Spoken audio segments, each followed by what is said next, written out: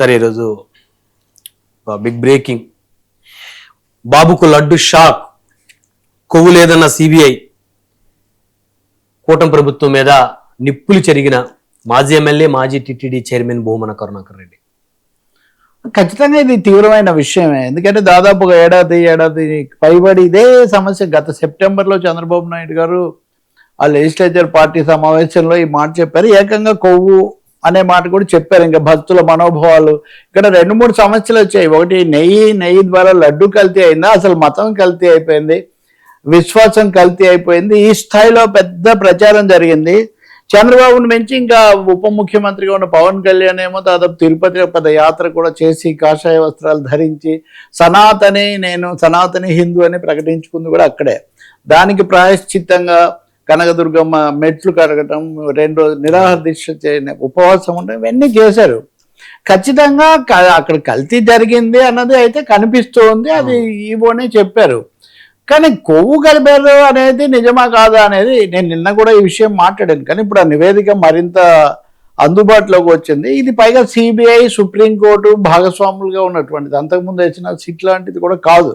So ఈ నివేదిక హర్యానాలో ఉన్నటువంటి ఈ డైరీ పరిశోధన కేంద్రం అదంతా అయిన తర్వాత ఇందులో కొవ్వు, అందులోనూ మరీ ముఖ్యంగా పంది కొవ్వు లాంటివి ఉండే అవకాశమే లేదు అని వాళ్ళు ఈ నివేదికలో చెప్తున్నారు. ఇది న్యాయస్థానానికి సమర్పించింది. ఈ పామాయిల్ అది కలిపారు అంతవరకు నిజమే. ఆ బోలే బాబా అనేవాళ్ళు వాళ్ళు కూడా ఇంకెక్కడి నుంచో తీసుకొచ్చి సరఫరా చేశారు. అందులో ముఖ్యంగా ఏఆర్ డైరీ అని అంతకుముందు సరఫరా చేసిన వాళ్ళకు వీళ్ళకు ఇంకా కొన్ని ఉన్నాయి ఇలాంటి పేర్లు. ప్రీమియర్ సంస్థ ఒకటి వీళ్ళ దగ్గర తెచ్చి వీళ్ళు చేశారు. వాళ్ళకైతే ఆవులు ఏమీ లేవు, వాళ్ళ దగ్గర పాలు లేవు. నిన్న మీరు కనుక చూస్తే నివేదిక వచ్చిన తర్వాత ప్రభుత్వానికి అనుకూలంగా ఉండే వాళ్ళందరూ కూడా పాలే లేవు, నెయ్యి మటుకు అనేది వాళ్ళు ఎక్కువగా హైలైట్ ఆ విషయం నివేదికలోనే ఉంది. సో ఇప్పుడు కొవ్వు కలిపారు అన్న తర్వాత చాలా మంది బాధపడుతూ ఉంటారు. ఎప్పుడు ఎంతో ఇష్టంగా పవిత్రంగా భావించి తీసుకునే దాంట్లో ఇది ఎలా జరిగిందని. ఇప్పుడు ఈ నివేదికలో లేకపోయిన తర్వాత ఇంకొక విషయం కూడా మనం గుర్తు చేసుకోవాలి. సాక్షాత్తు సుప్రీంకోర్టే ముఖ్యమంత్రి మీద ఆగ్రహం వ్యక్తం చేసింది. మీరు నిర్ధారించుకోకుండా ఈ విధంగా ఎలా చెప్తారు అని చాలా తీవ్రంగానే మాట్లాడింది. సో కాకపోతే ముఖ్యమంత్రి కాబట్టి ఎవరు మీడియా దాని గురించి పెద్ద నెగిటివ్గా ఎన్నేదో వచ్చి ఇబ్బందిలో పెట్టే ప్రయత్నం చేయలేదు. కానీ అన్న మాట మాత్రం నిజం. ఇప్పుడు ఈ నివేదిక వచ్చిన తర్వాత ఏం జరుగుతుంది అది కూడా చూస్తున్నాను. నేను వచ్చిన తర్వాత చాలా సింపుల్గా నా తరహాలో నేను చెప్పాను.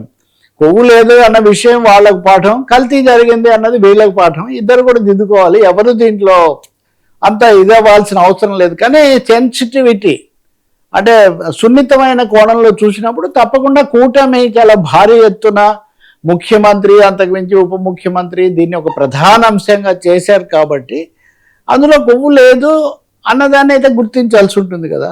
అది కూడా కాకుండా వైఎస్ఆర్ పార్టీ వాళ్ళు దీన్ని ఒక పెద్ద ప్రధాన అంశంగా తీసుకున్నారు.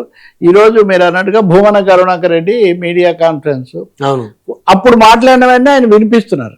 అవి వినిపించి చూడండి ఏ స్థాయిలో చెప్పారు, ఇప్పుడు నివేదికలో ఇలా ఉంది, దీనికి ఏం చెప్తారు అని ఆయన నిలదీస్తున్నారు.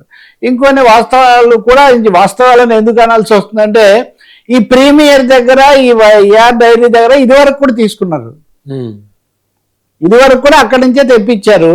రెండోది ఇందులో 36 మందినో ఎంతమందినో నిందితులుగా పేర్కొన్నారు ఎఫ్ఐఆర్లో. వీళ్ళల్లో ఈ టెక్నికల్ ఎక్స్పర్ట్స్ పరీక్షించిన వాళ్ళు అది వరకు ఉన్నారు, ఇప్పుడు కూడా ఉన్నారు. అప్పుడు ఉంటారు కాదు, ఈ అధికారులు ఇప్పుడు కూడా ఉన్నారు, ఈ ప్రభుత్వంలో కూడా ఉన్నారు. కాబట్టి మేమైతే ధైర్యంగా వైవి సుబ్బారెడ్డి గారే కదా, మా వైవి సుబ్బారెడ్డి గారే ఢిల్లీ సుప్రీంకోర్టుకి వెళ్ళారు. వాళ్ళు వేసిన సిట్ వల్ల న్యాయం జరగదు, మీ ఆధ్వర్యంలో జరగాలి అని అడిగితే సుప్రీంకోర్టు ఆదేశాల మేరకు సిబిఐ చేసి తేల్చింది. మీకు ధైర్యం ఉందా 2014-19 మధ్య జరిగిన దాని మీద మీరు ఈ విధంగా సిబిఐ దర్యాప్తు కోరతారా అని ఆయన ఒక సవాల్ విసురుతున్నారు. మరి ఏమంటారో తెలియదు. మరి అప్పుడు మెట్లు కడిగారు పవన్ కళ్యాణ్, ఆ తర్వాత ఇవన్నీ చేశారు కదా. ఇప్పుడు ఈ నివేదిక తర్వాత రోడ్లు కడగాలి, చంద్రబాబు నాయుడు గారు తుండు కట్టుకొని అక్కడ దాకా రావాలి, ఇంకే రాజకీయ సవాళ్ళు ఇవన్నీ ఎట్లాగో ఉంటాయి కదా. అసలు ఈ పరీక్షల కోసం అధునాతన యంత్రాంగం తెప్పించింది మా హయాంలో.